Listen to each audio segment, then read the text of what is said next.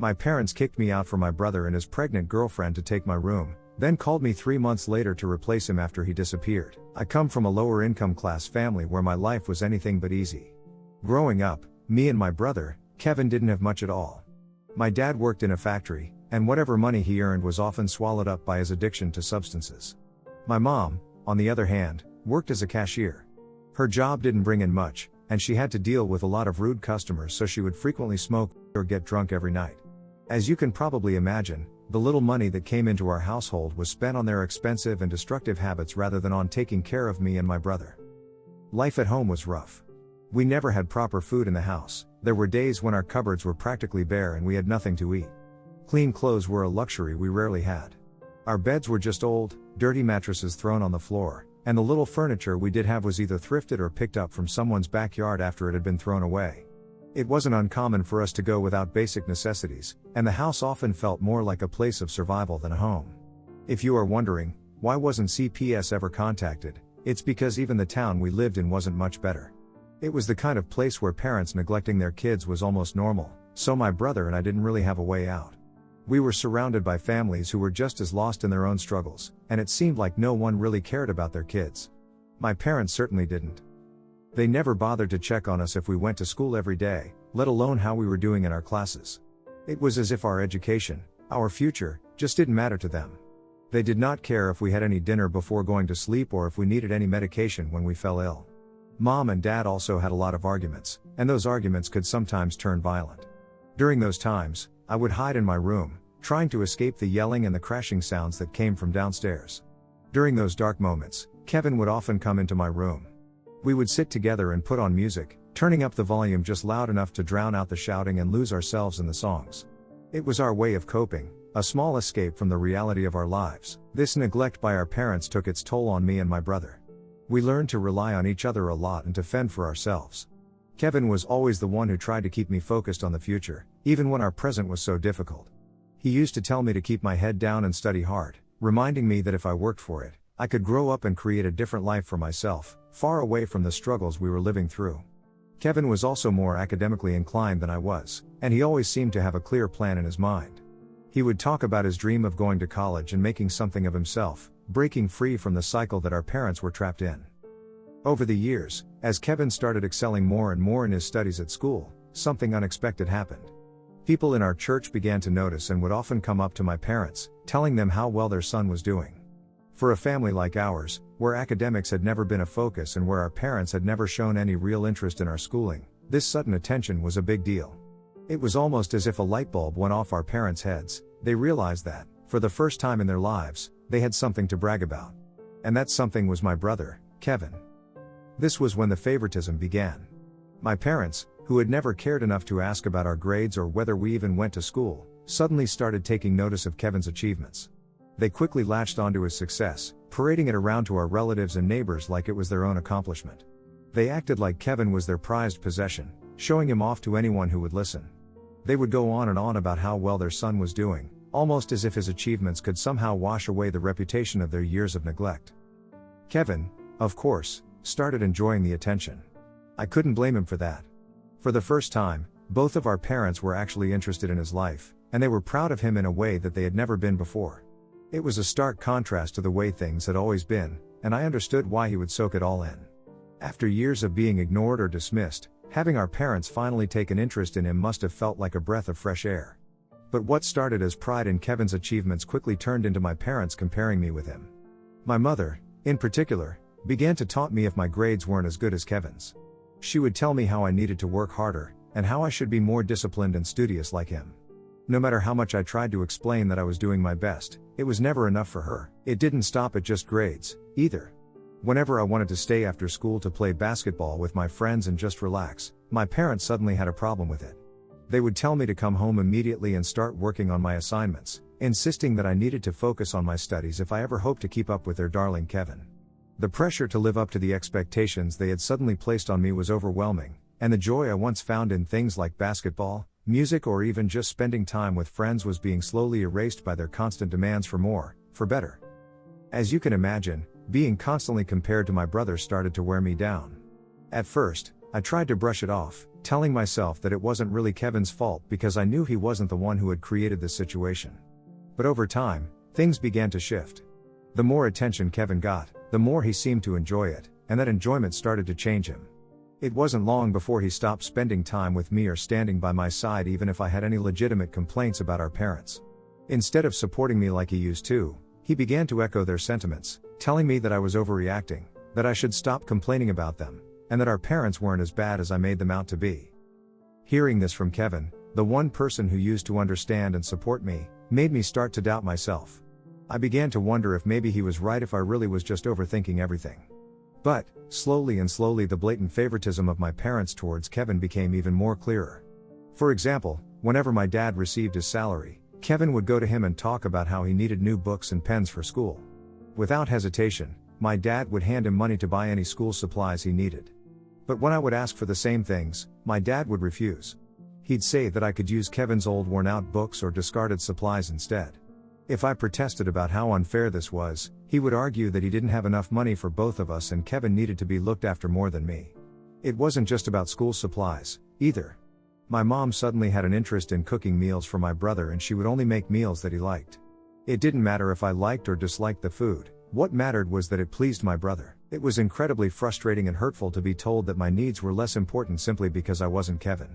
These small gestures kept adding up, each one a constant reminder to me that Kevin was the one who mattered more, in our parents' eyes.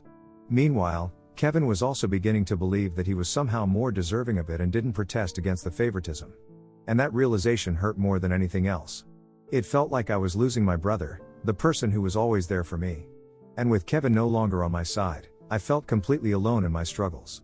The once strong bond we shared was breaking down, replaced by a growing resentment and sadness that I didn't know how to cope with. When Kevin got accepted into a good college with a full scholarship because of his academic achievements, I was genuinely happy for him. It was a moment of pride for our family, and I was excited to see him finally get the recognition he deserved. My parents, eager to celebrate Kevin's success, decided to take him out for a special dinner. It was a big deal for them, a chance to show him how proud they were. I remember asking if I could join, wanting to be part of the celebration, but they told me this dinner was just for Kevin. It stung to hear that, and what hurt even more was that Kevin didn't say anything in my defense. He didn't suggest that I should come along or make any effort to include me. I waited, hoping he would speak up for me like he used to, but he stayed silent. It was at that moment that I realized that Kevin clearly liked being the center of attention and I wasn't a priority in his life anymore. I didn't want to fight with them and spoil his night, so I let my brother and my parents have a good time on their own. Days later, when Kevin finally moved out to start college, the house felt strange and empty. Now that it was just me and my parents, the dynamic shifted back to what it had been before Kevin started to excel, except this time, it felt even worse. My parents, who had been so full of pride and energy when talking about Kevin, went back to ignoring me, just as they had before Kevin became their golden child. Without him around, they no longer had anything to brag about to their neighbors, and their interest in my life dwindled to nothing. The only time I heard any excitement in their voices was whenever Kevin called them from college. If the phone rang and it was Kevin on the other end, their eyes would light up. They'd suddenly become animated, eager to hear about his college life, his classes, and his friends. It was like he was the sun, and they revolved around him. If I tried to engage with my parents about my life at school, they would simply nod but not really seem interested or ask any questions. Even when I worked hard and started getting better grades, they would tell me how Kevin had scored better than me at my age, so I still wasn't doing enough. As if all wasn't hurtful enough, once I even overheard my parents talking in the living room about how relieved they were to have given birth to at least one child who was extraordinary. Hearing this felt like a punch to the gut. My dad remarked how my mom should have stopped getting pregnant after Kevin, and that if they hadn't had me, they could have given my brother a much more comfortable life. Those words shattered me. I had always known, deep down, that my parents favored Kevin, but to hear them speak so bluntly about how they wished I hadn't been born, it was unbearable. Was I really just an ordinary kid? Was I worth nothing to my parents? Their words made me feel like I was invisible, like I didn't matter at all. I started to wonder if all the things I had believed about myself were wrong, if maybe I really wasn't good enough, smart enough, or special enough to deserve their love. Living with that kind of doubt was suffocating. I started to feel like no matter what I did, I would never measure up to Kevin. It's a hard thing to carry, that kind of pain, and it left me feeling lost and alone in a way that I had never felt before. Luckily, during this difficult time, I met my current boyfriend, Nate. We were introduced through mutual friends. I remember one of the first things he ever said to me when we met was how beautiful but sad my eyes looked. That comment struck me because it felt like he could see something in me that most people overlooked. It was like he could see past the surface and understand the pain that I carried around with me. Nate came from a slightly better neighborhood than mine, and while our backgrounds were different, we quickly found common ground. What began as casual hangouts slowly turned into something more meaningful. Eventually, we went out on a date, just the two of us, and it was clear that we had something special. Our chemistry was undeniable. It felt like we just clicked in a way that I hadn't experienced before. Nate is my first real boyfriend, and while I know people often say that young love doesn't last, I can't help but hope that ours will be the exception. He's become such an important part of my life, and I really believe we have something worth holding on to. My boyfriend has played a huge role in helping me climb out of the dark place I was once in due to my parents' neglect. He's listened to me for hours, patiently hearing me out as I have talked about my family, my struggles, and the grief that I've carried for so long. He has never made me feel like my pain was too much or that I was a burden. With Nate, I've found a sense of hope and happiness that I didn't think was possible. This is how I got the motivation I needed to start working harder at school to improve my grades and even started doing part-time jobs just so I could save money and eventually move out of my parents' home. I knew that my struggle was long, but at least I had some kind of hope because of Nate. However, when I turned 18, life became even more difficult for me. My parents informed me that it was time for me to start paying rent to them. They had already noticed that I had been saving money from working at various part-time jobs over the years, and it seemed they now wanted a share of that money since I was legally an adult and they didn't have to support me. I tried to explain to them that I was still in the process of applying to colleges and that I was waiting to hear back from a few of them. Moving out was on my horizon, and I urged them to let me stay rent-free until then, but they wouldn't budge.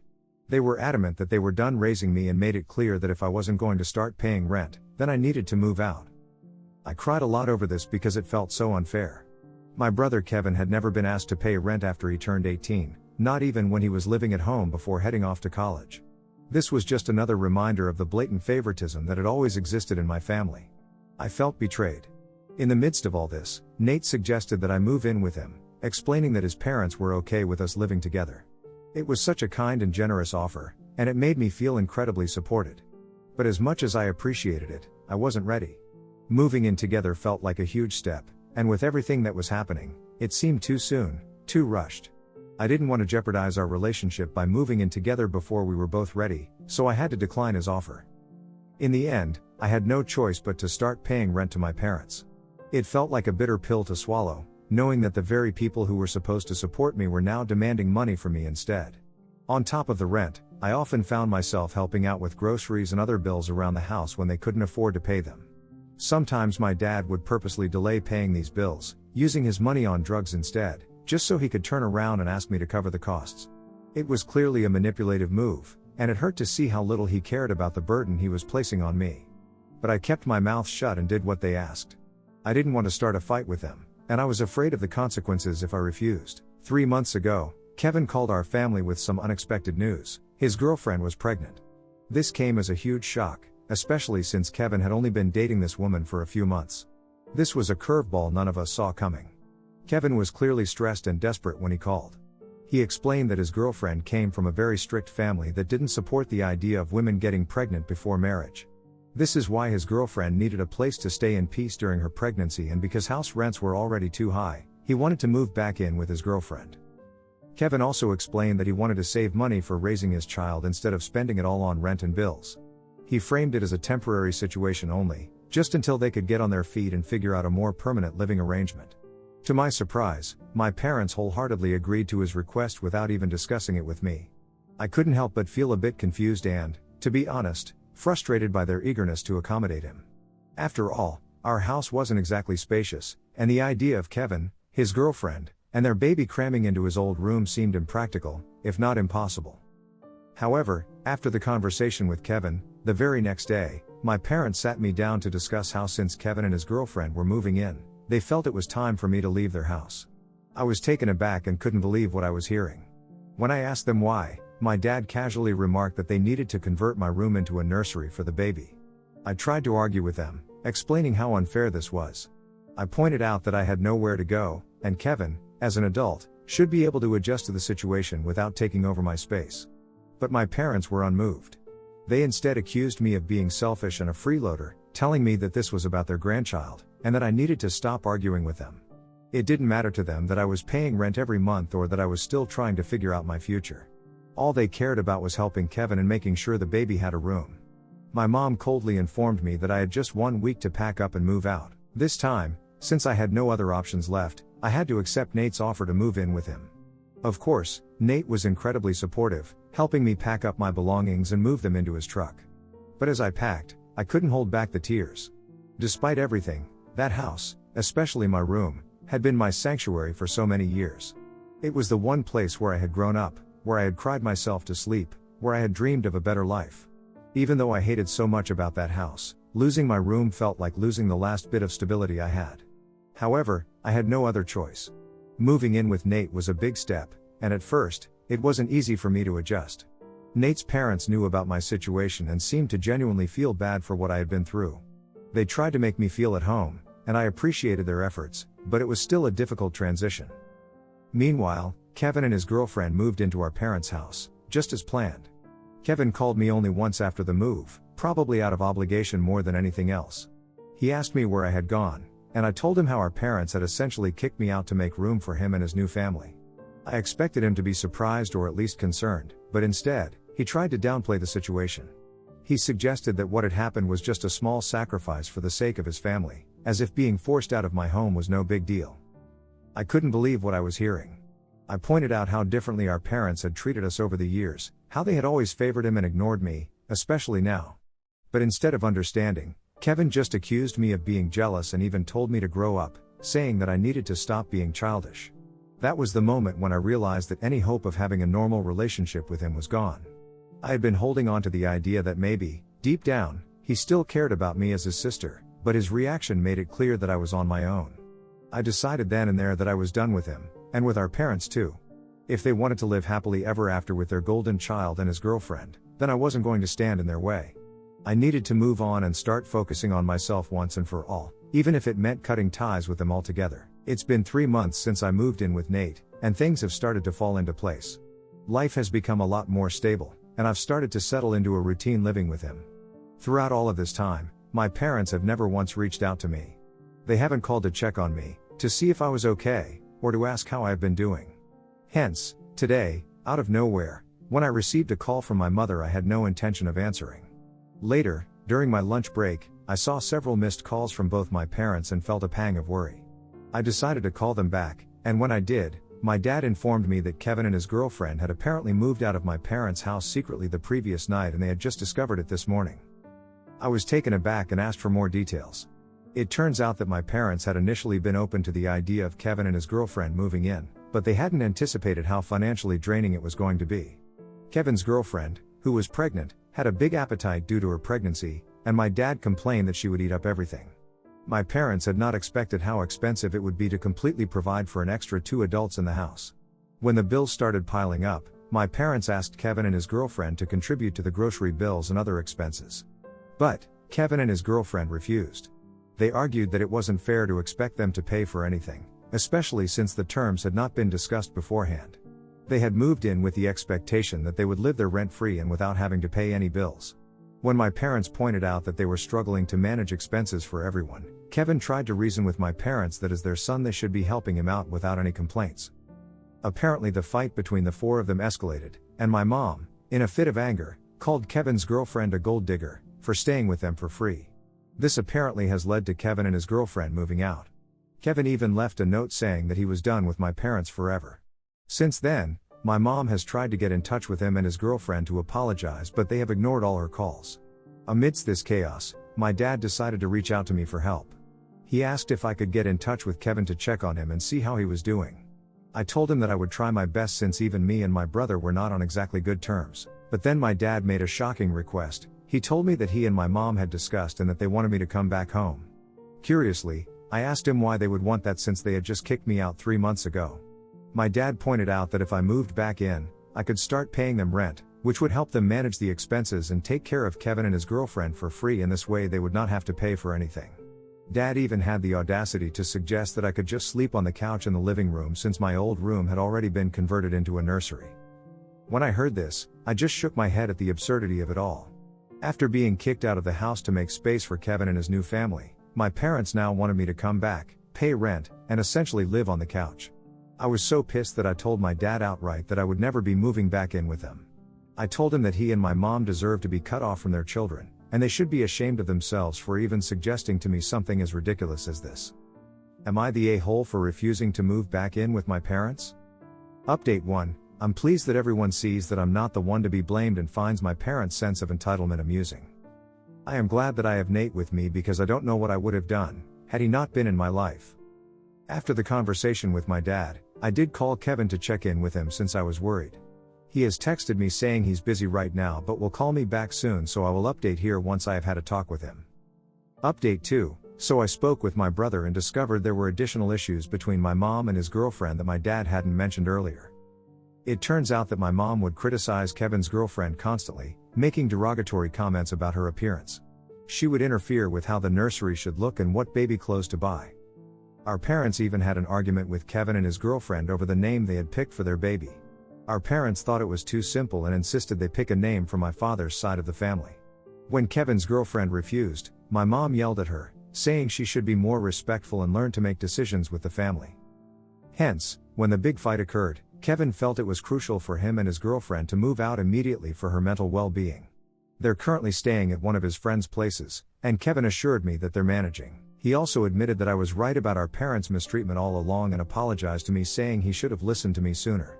I will admit I did feel a bit better hearing my brother say that.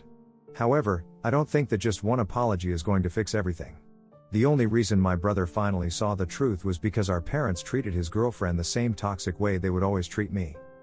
Update 3. Thank you all for supporting me over the past few months. I am thrilled to share that my admission to a local college has been finally confirmed. Nate and I are excited to start this new chapter together. Thanks to him, I've managed to save up a significant amount of money, so I'm now planning to move into a small apartment with a roommate. For everyone asking, Kevin and his girlfriend are doing well. My relationship with my brother has also improved significantly since we both decided to cut off our parents. Today, I feel grateful that my parents kicked me out for my brother. It gave me the push I very much needed to get away from them and focus more on doing something for myself.